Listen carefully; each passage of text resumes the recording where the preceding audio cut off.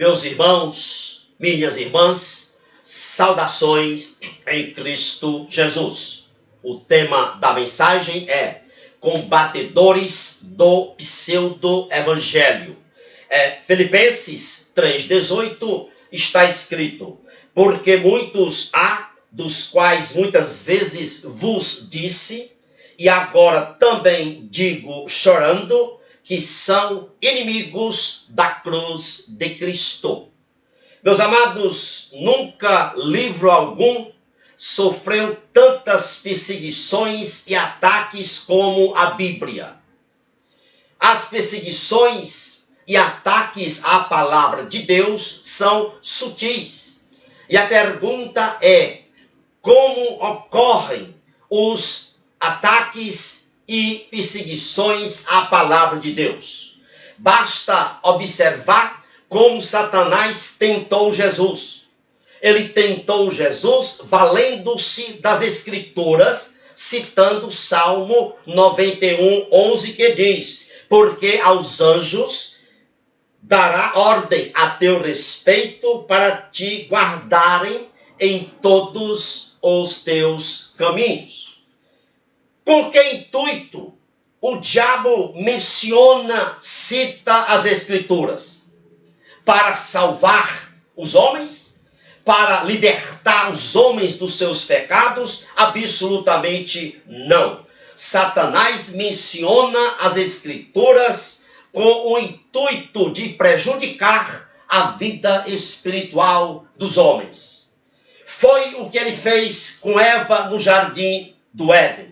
Aproximou-se de Eva de modo meigo, blandicioso e afirmou, em Gênesis 3:1 está escrito: é assim que Deus disse. O primeiro pecado de Eva foi aceitar a palavra de Deus da boca do diabo. Esse foi o pecado capital de Eva, o pecado de receber a corrupção da palavra de Deus pela boca do diabo.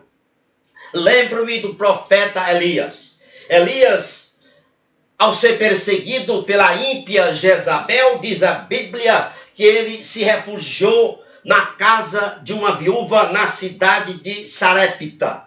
E ali, prodigiosamente, milagrosamente, Deus multiplicou o pão e o azeite da viúva, tendo em vista o sustento do ministério do profeta Elias. E quando Elias estava ali na casa daquela viúva, diz a Bíblia que o filho da viúva adoeceu e morreu.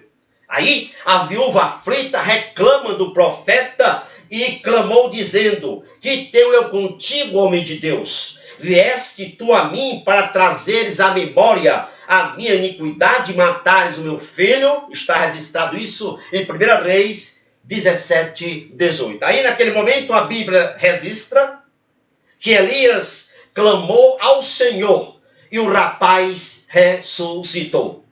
Grande milagre ali. E aí a viúva, ao contemplar o seu filho vivo, exclamou com grande júbilo, dizendo: nisto conheço agora que tu és homem de Deus, e que a palavra do Senhor na tua boca é a verdade. 1 Reis 17:24. Eu quero chamar a atenção para a última expressão desta viúva.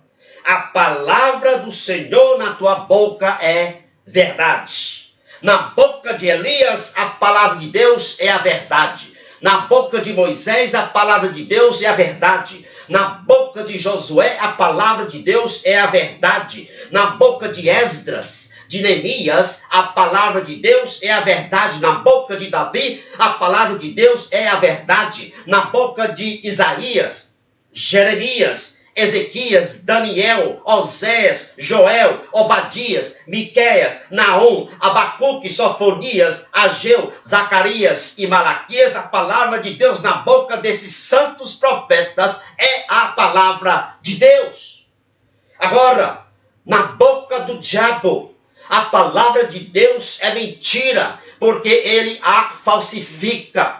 Na boca dos escravos de Satanás, a palavra de Deus é mentira, porque eles a falsificam a palavra de Deus na boca dos Herodes, dos Judas Iscariotes, dos Anás e Caifás, de hoje é mentira. A palavra de Deus na boca de quem contradiz a mensagem divina é mentira. A palavra de Deus na boca daqueles que dizem que o adultério, a prostituição, a promiscuidade não é pecado, o homossexualismo, o aborto, o vício, a idolatria, a mentira, o roubo não é pecado. A palavra de Deus na boca desses que dizem isso, na boca dessa gente, não é a verdade. Em si, em sua intrinseicidade, a palavra de Deus é a verdade. Ela torna-se mentira quando é deturpada, quando é poluída, quando é podada, enxertada. A palavra de Deus torna mentira quando ela é subjugada a maus propósitos e quando ela é avacalhada por aqueles que são hipócritas. Os filhos do diabo adulteram, falsificam a palavra de Deus para justificarem os seus pecados. Citam até a palavra de Deus. Quando lemos as epístolas paulinas, constatamos que Paulo combateu o pseudo-evangelho, combateu o evangelho deturpado.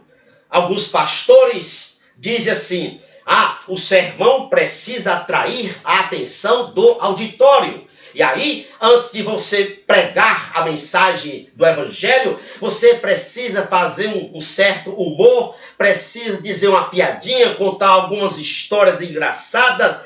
E isso você faz para criar, dizem eles, uma atmosfera aplausível, simpática, propensa a predispor as pessoas do auditório a ouvir a mensagem do evangelho. E para justificarem essa aberração, essa abominação, eles usam lá Paulo no Areópago, pregando o evangelho, dizendo que Paulo ali criou uma atmosfera simpática, agradável para os atenienses. Isto é mentira, isto não é verdade. No Areópago, Paulo foi até chamado de tagarela pelos filósofos, epicureus e estoicos.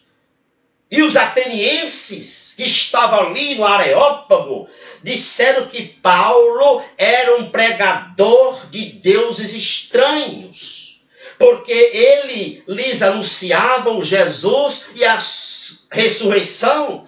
Atos 17, 18.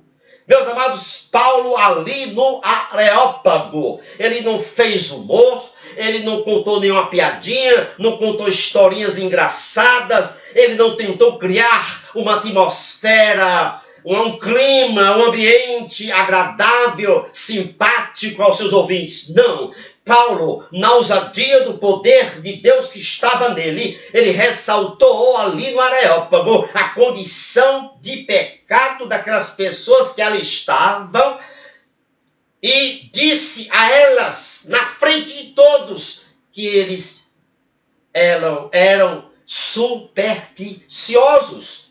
Atos 17, 22. E lá no verso 30, nós vemos claramente Paulo combatendo-lhe a idolatria, combatendo a idolatria de frente para aqueles que ali estavam, taxando inclusive aqueles filósofos estoicos e epicureus, chamando-os de ignorantes, mas ao mesmo tempo mostrando-lhes a necessidade do arrependimento. E lá no verso 34, temos o resultado disso tudo. A Bíblia registra que ali no Areópago alguns creram, inclusive Dionísio.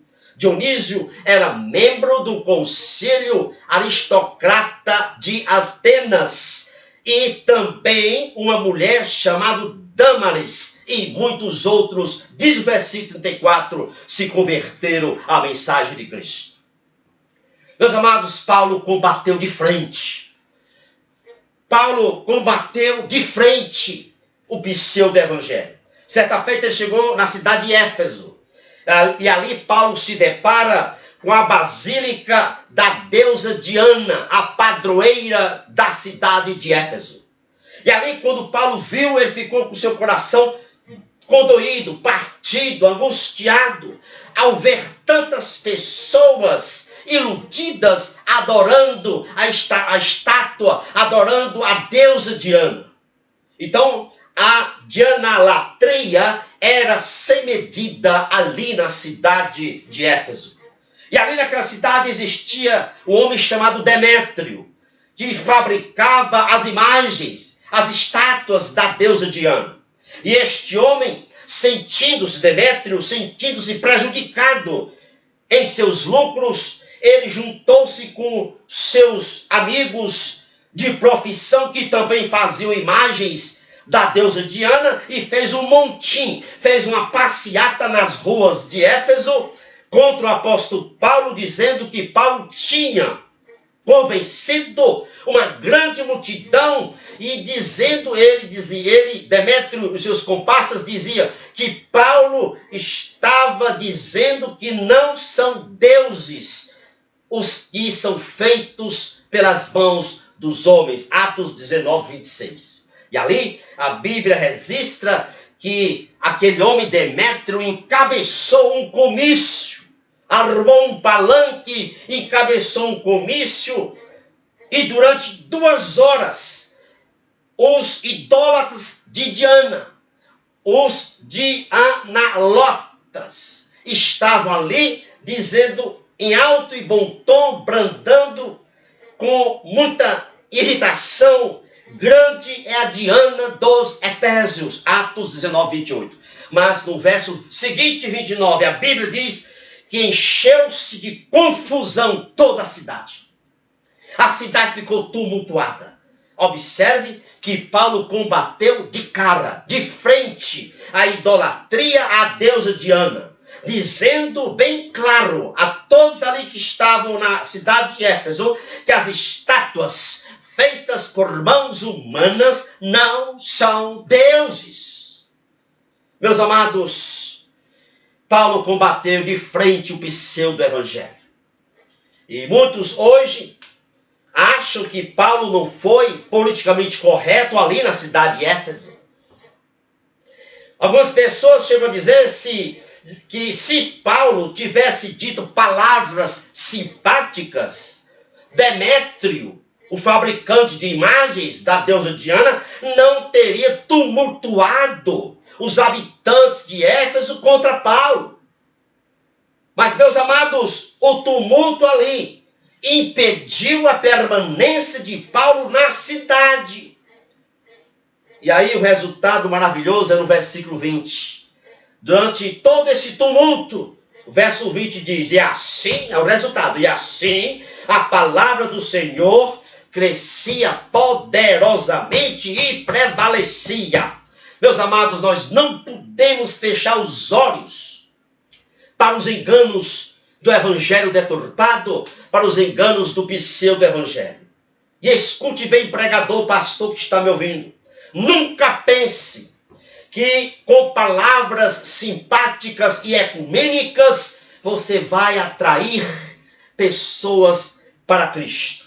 Não, eu digo mais. Todo pregador, todo pastor acovardado diante do pseudo-evangelho trai a sua missão. A pregação do verdadeiro evangelho foi e continuará sendo assinalada pelas marcas da perseguição. E mais, se a sua mensagem não tumultua os corações e as mentes das pessoas que lhe ouvem, alguma coisa está errada com a sua mensagem. Alguns, acovardados diante do pseudo-evangelho, se escondem no triunfalismo mesquinho das construções das suas megas igrejas. Outros, acovardados diante do pseudo-evangelho, se escondem na apresentação imponente, orgulhosa e vaidosa dos corais da sua igreja. Outros, acovardados diante do evangelho deturpado, do pseudo-evangelho, se escondem na ritualização abominável de seus cultos mercantilistas. Meus amados, é hora, é tempo de combatermos o pseudo-evangelho, o evangelho deturpado. Que o Senhor nos faça combatedores do pseudo-evangelho. Louvado e agradecido seja o nome do nosso magnífico Deus. Que o Senhor abençoe a você e toda a sua família. Compartilhe esta mensagem com o maior número de pessoas que você conhece. Amém? Louvado seja Deus. Glória a Deus.